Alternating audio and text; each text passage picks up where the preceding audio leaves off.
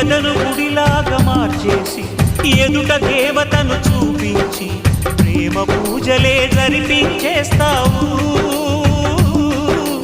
ఇంత మాయలో పడదోసేస్తావు.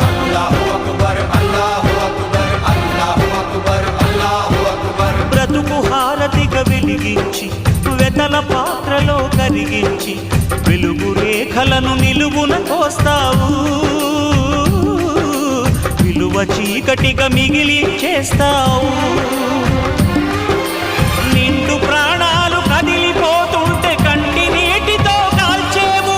బండరాయిలా నువ్వు ఉంటావు కనుకనే బాధపడలేవు. ఈ మాయలన్నీ నీకే తెలుసని మనిషిని పట్టుకు వేధిస్తావు. గుండెనెందుకిచ్చావురా?